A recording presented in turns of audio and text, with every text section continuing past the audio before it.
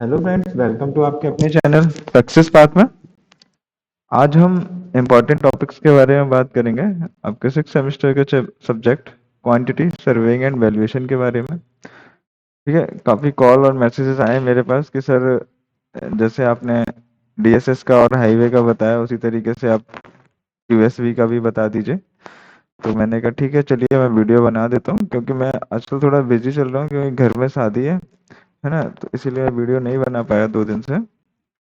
और चलो कोई नहीं, मैं अभी क्यूएसवी का बना देता हूँ और चीज़ें जो टॉपिक्स हैं आपको पढ़ने होंगे आपके सेमेस्टर वाइज एग्जाम्स के लिए, है ना। तो वो टॉपिक मैं क्लियर कर देता हूँ और बिना टाइम वेस्ट किए हुए चलते हैं अपने वीडियो पर, टॉपिक पर। देखिए हमको करना क्या है, सबसे फर्स्ट ऑफ ऑल चीज़ तो हमें ये पता होनी चाहिए कि इसमें से इम्पोर्टेंट पॉइंट्स कौन कौन से होते हैं। कोई भी बुक जब आप खरीदते हैं या टीचर्स मतलब हम लोगों को जब पढ़ाते हैं तो वो आपको बताते होंगे कि हाँ this is the important point, है ना, ये आपके एग्जाम में मोस्टली आ सकता है। पूरी बुक जो होती है वो पूरी बुक हम लोगों को नहीं पढ़नी होती है कभी भी, है ना। क्योंकि अगर आपको पूरी बुक पढ़नी है तो मान लीजिए जब हम तैयारी करते हैं, प्रिपरेशन करते हैं जेई एग्जाम्स की, तो हमको पूरी पूरी बुक मतलब समझनी चाहिए और पढ़नी चाहिए।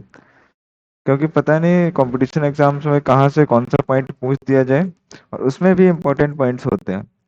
उसमें भी हम वो चीज़ पढ़ते हैं सबसे ज़्यादा मैक्सिमम टाइम पूछी गई है। तो उसी तरीके से जो बुक होती है हमें पूरी बुक नहीं पढ़नी होती है। जैसे आपका सेमेस्टर वाइज एग्जाम है तो आपको क्या करना है, जो मैं आपको बता दे रहा हूँ टॉपिक वो आप कंप्लीट कर लीजिए। ठीक है, 100% आप सेफ स्कोर लेके आएंगे।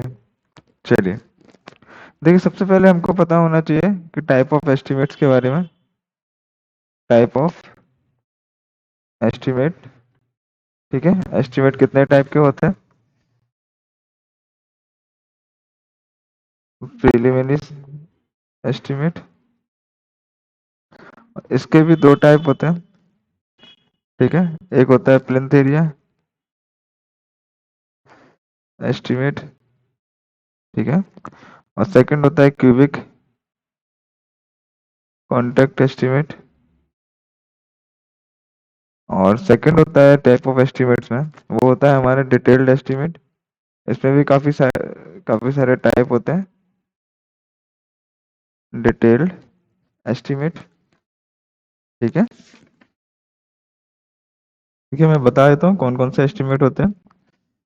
प्लिंथ एरिया हो गया, क्यूब रेट हो गया, अप्रोक्सीमेट होता है एक, डिटेल्ड होता है, सप्लीमेंट्री होता है, रिवाइज्ड होता है, और इम्पोर्टेंट जो है आपके, सबसे पहले तो आपको प्लिंथ एरिया मेथड पढ़ लेना, और टाइप ऑफ एस्टिमेट तो देखना ही देखना है, preliminary and detailed sir, detailed estimate का। फिर उसके बाद एक बार आप रिवाइज्ड एस्टिमेट के बारे में पढ़ लीजिए कि रिवाइज्ड एस्टिमेट क्या होता है,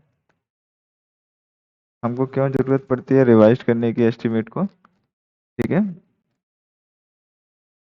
एक होता है annual repair and maintenance estimate. Annual repair and maintenance estimate, ठीक है। और प्लिंथ एरिया एस्टिमेट हो गया क्यूब, इसे हम क्यूब कॉन्ट्रैक्ट बोल सकते हैं, क्यूबिक रेट भी बोल सकते हैं, क्यूबिक रेट एस्टिमेट, ठीक है। अगर आपको कोई भी टॉपिक नहीं आ रहा हो समझ में तो आप बताइए मुझे, मैं आपके लिए वीडियो बना दूंगा उसके लिए, ठीक है। चलिए फिर आते हैं हम डायरेक्टली अपने पहुंचते हैं। ये तो फर्स्ट चैप्टर की बात होगी टाइप ऑफ एस्टिमेट के लिए। सेकंड चैप्टर में जो हमको पढ़ना है यानी कि मेजरमेंट वाले चैप्टर में, मेजरमेंट में मेजरमेंट में आपको पता होना चाहिए हम किसको किस में मेजर करते हैं, समझ रहे हैं? जैसे कि वुड वर्क है, प्लास्टर है, अर्थ वर्क है, ब्रिक वर्क है, इनको हम कैसे मेजर करेंगे। ठीक है, जैसे आपका अर्थ वर्क है, अगर आप अर्थ वर्क इन एग्जीक्यूशन में करेंगे, अगर हार्ड और ऑर्डिनरी सॉइल को मतलब एग्जीक्यूशन का मतलब हो गया खुदाई करना, फिलिंग करना या खुदाई करना, ठीक है। तो अगर हमारी नॉर्मल या हार्ड सॉइल है तो उसके लिए जो हम लेते हैं मीटर क्यूब में लेते हैं। ठीक है, मेजरमेंट करेंगे किसमें, मीटर मीटर क्यूब में। और सबसे इम्पोर्टेंट चीज, एक चीज आप डीपीसी के बारे में जरूर पढ़ के जाइए, डीपीसी होती क्या है, ठीक है, इसे किसे हम मेजर करते हैं। डीपीसी को हम मीटर स्क्वायर में मेजर करते हैं, है ना। तो डीपीसी की और होती क्या है डीपीसी, ये सारी चीजें, डीपीसी का फुल फॉर्म होता है dam proof course, dam proof course. ठीक है, इसके बारे में जरूर पढ़ के जाइएगा आप। और मेजरमेंट्स आपको पता होने चाहिए किसको हम किस में मेजर करते हैं, और डिडक्शन कितना करते हैं, deduction work in plaster and plastering. Deduction का मतलब क्या है, अगर प्लास्टर या पॉइंटिंग वर्क हमारा जैसे कि आपने प्लास्टर किया, ठीक है, अगर आपका एरिया 0.5 मीटर स्क्वायर से कम हो तो प्लास्टर और पॉइंटिंग वर्क में कोई डिडक्शन नहीं किया जाएगा। जैसे कि आपका सपोज दैट इस दीवार पे प्लास्टर करना था, ठीक है, और आपने कहा कि नहीं इतने एरिया पे मत कीजिए, इस पे हम तोड़ेंगे या कुछ भी करेंगे। अगर ये एरिया आपका 0.5 मीटर स्क्वायर से कम है तो ये, जैसे आपने किसी को पैसे देने हैं तो आप नाप के ही तो दोगे ना कि हाँ आपने, मतलब मान लीजिए ये 5 है और ये भी 5 है, 25 मीटर स्क्वायर हो गया ये। तो 25 मीटर स्क्वायर में क्या हुआ, आपने मान लिया 10 रुपये मीटर स्क्वायर के हिसाब से आपने रखा हुआ था, है ना, 10 मीटर, तो 25 मीटर है तो उसके टोटल कितने हो गए, 250 रुपये हो गए। और 250 रुपये हो गए, अगर इतना एरिया हमने छोड़ दिया, अगर आप ये कहेंगे कि भैया मैंने आपसे इतना एरिया छुड़वा दिया था तो इतने के एरिया के पैसे माइनस कर दो हमारे, है ना, पैसे माइनस कर दो, तो अब वो कहेगा कि नहीं भैया ऐसा नहीं होता है, इतने छोटे एरिया का पैसे माइनस नहीं होते। अब छोटा एरिया कितना होगा, वो 0.5 मीटर स्क्वायर से अगर कम होगा आपका एरिया तो वो डिडक्शन नहीं करेगा। ठीक है, अगर आपका 0.5 मीटर स्क्वायर से 3 मीटर स्क्वायर के मध्य होगा तो वो एक साइड डिडक्शन कर देगा। समझ रहे हो, अगर आपका 0 पॉइंट सॉरी 0.5 मीटर स्क्वायर से 3 मीटर स्क्वायर तक के बीच में होगा तो क्या करेगा, जैसे प्लास्टर होगा, कोई दीवार होती है, सपोज दैट ये दीवार है आपकी, और आपने यहाँ भी प्लास्टर करवाया और यहाँ भी प्लास्टर करवाया, तो ये क्या करेगा, एक साइड का आपका माइनस कर देगा। इसमें क्या होता है, वन साइडेड माइनस होगा। अगर आपका 3 मीटर स्क्वायर से ज्यादा है अगर, तो दोनों साइड से डिडक्ट कर देगा। ठीक है, तो ये डिडक्शंस होते हैं और ये डिडक्शन आपको पता होने चाहिए। ये डिडक्शन था आपका प्लास्टर के पर्पज से, है ना। मैसनरी वर्क होगा तब कितना डिडक्शन करेंगे, ये सारी चीजें आपको पता होना चाहिए। ठीक है, डिस्टेम्पर्स के बारे में पता होना चाहिए। व्हाइट वॉशिंग में जो सीट्स होती हैं उन पर जब हम डिस्टेम्पर मारते हैं तो कितना इंक्रीज करता है वो। वैसे ये आपसे नहीं पूछेगा, इंक्रीजिंग इंक्रीजिंग जो होता है वो। हाँ, और नेक्स्ट पॉइंट है आपका रेट एनालिसिस। रेट एनालिसिस जब आप पढ़ेंगे,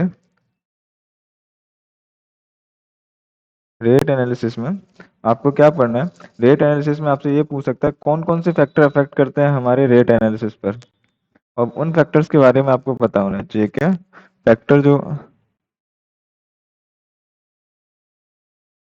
ठीक है, जो फैक्टर अफेक्ट करते हैं उन सबके बारे में पता होना चाहिए, जैसे quality of material, mix proportion of motor content, construction facilities available on sites, location of site. ठीक है, ऐसे काफी सारे हैं, 8 है समथिंग, 8 या 9 होंगे।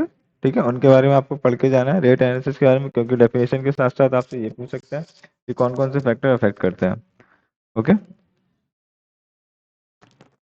चलिए, और आपको ये पता होना चाहिए क्या, मतलब जैसे आपने दीवार बनवाई तो एक दिन में एक मिस्त्री उस दीवार को कितनी बनाएगा, ये भी तो एक स्टैंडर्ड होता है ना।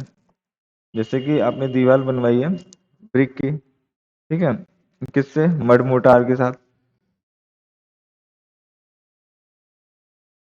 सॉरी मोटार है, मड मोटार है, ठीक है, आपने दीवार बनवाई, और एक मिस्त्री एक दिन में कितना काम करेगा, तो वो जो दीवार खड़ी करेगा 1.5 मीटर स्क्वायर दीवार खड़ी करेगा एक दिन में एक मिस्त्री, मड मोटार के साथ। ठीक है, फाउंडेशन से मड मोटार। तो ये चीजें क्या है, आपको वर्क डन पता होना चाहिए। ये है क्या, वर्क डन,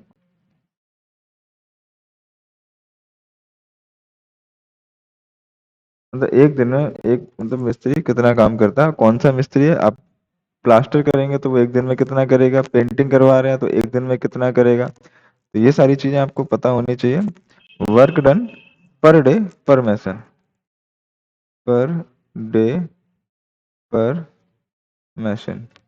ठीक है, ये आपको वर्क डन सभी के याद होने चाहिए, कुछ भी पूछ सकता है आपसे इसमें से तो।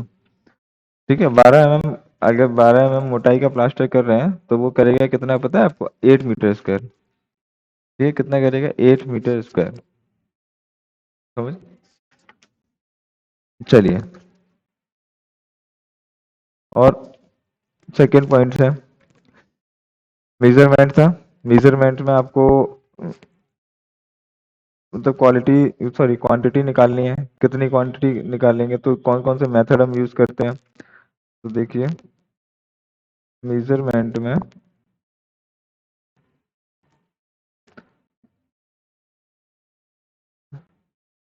Different method of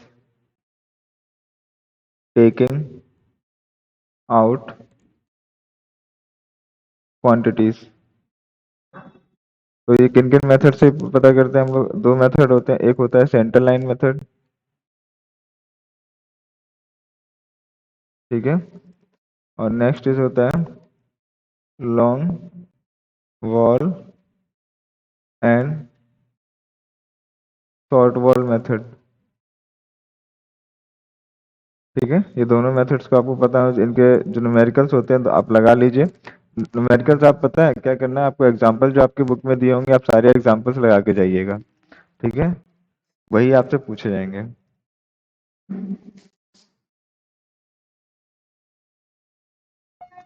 centre line method, long wall, short wall method दोनों आपको पता होना चाहिए।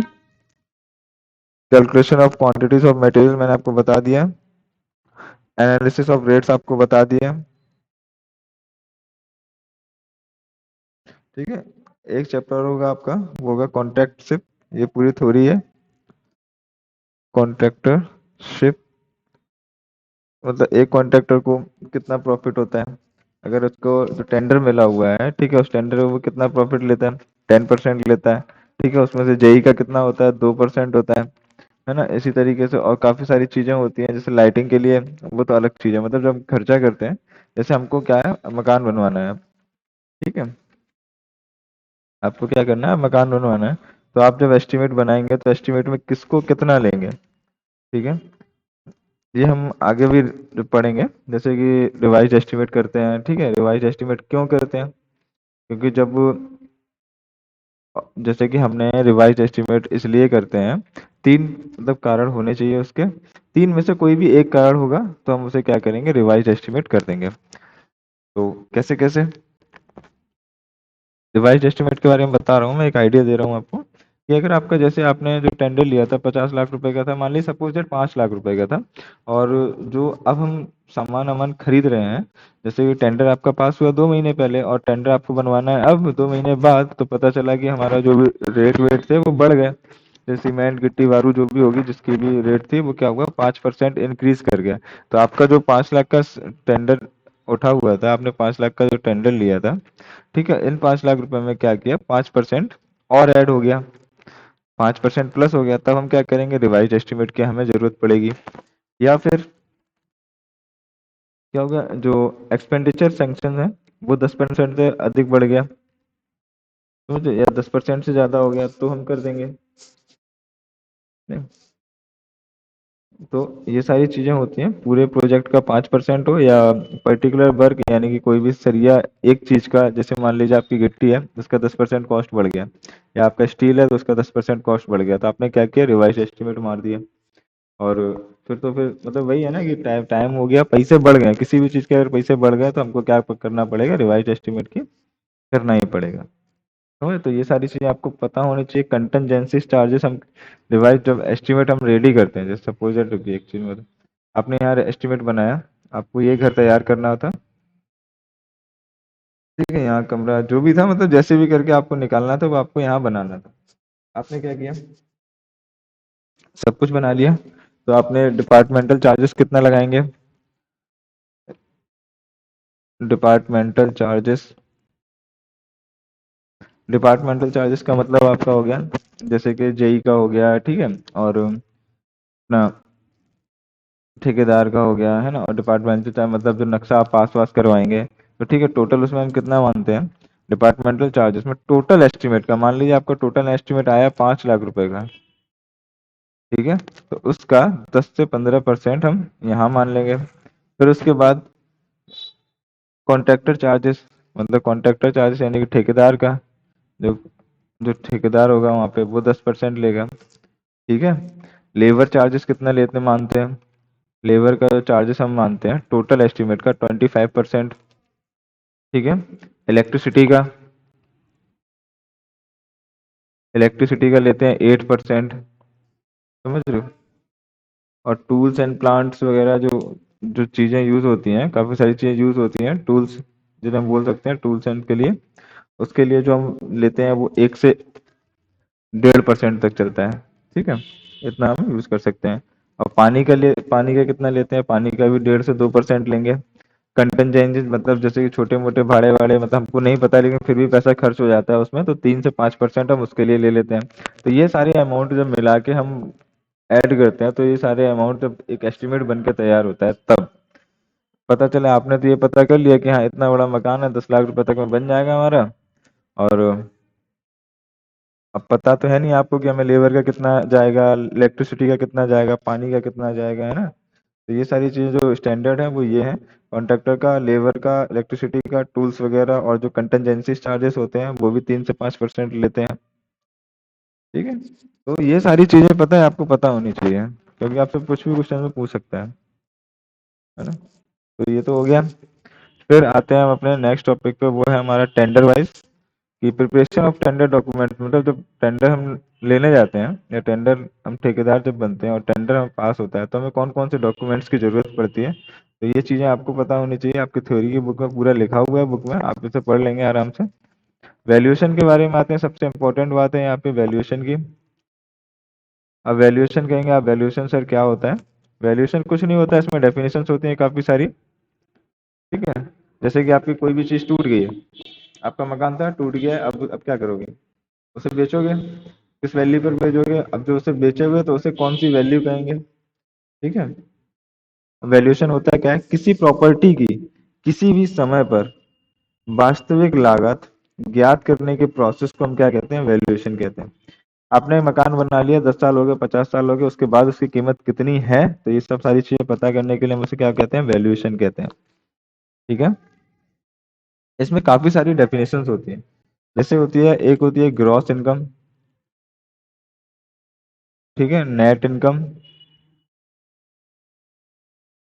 Okay, scrap value. इन सब चीज़ों की आपको डेफिनेशन कंपलसरी आनी चाहिए, ये इंपॉर्टेंट है बहुत ज़्यादा। सैलवेज वैल्यू, सिंकिंग फंड क्या होता है, ठीक है। ये सारे जो टॉपिक हैं, या मतलब और भी हैं, ऐसा नहीं है कि इतने ही हैं, और भी हैं, तो इन सब की आपको डेफिनेशंस पता होना चाहिए। ठीक है, फार वैल्यू, फार पे आपको क्वेश्चन भी पूछता है, FAR। ठीक है, इसका एक न्यूमेरिकल आ सकता है। इसका फॉर्मूला होता है total contracted area of all forces. मतलब ये मान लीजिए जितना कंस्ट्रक्ट हुआ है हमारा एरिया, वो टोटल कंस्ट्रक्ट एरिया, इसका मैं फॉर्मूला यहाँ लिख देता हूँ, नीचे लिख दिया है। Total construct area divide by क्या होगा? प्लॉट एरिया, जितना आपका प्लॉट का एरिया है। ठीक है, इस पर छोटी मोटी न्यूमेरिकल आपसे पूछ सकता है, लेकिन डेफिनेशन आपको कंपलसरी याद करना है, क्योंकि आपसे हो सकता है कि आपसे 2 4 डेफिनेशन इकट्ठी एक लॉन्ग क्वेश्चन में पूछ दे, है ना? डिप्रिसिएशन क्या होता है? नेक्स्ट है एक point, depreciation. What is depreciation? मूल्यह्रास जिसे बोलते हैं हिंदी में, मतलब किसी भी प्रॉपर्टी या स्ट्रक्चर को बना देने के बाद रेट ऑफ वियर या टीयर आदि के कारण धीरे धीरे टाइम के साथ साथ होने वाले मूल्य में कमी को मूल्यह्रास कहते हैं। आप देखिए, सिंपल सी डेफिनेशन थी डिप्रिसिएशन की। आज आपने मकान बनाया, आपके मकान में कीमत जो थी वो 50 लाख रुपए थी, क्या कीमत आपकी 20 साल बाद इतनी ही रहेगी उस चीज की?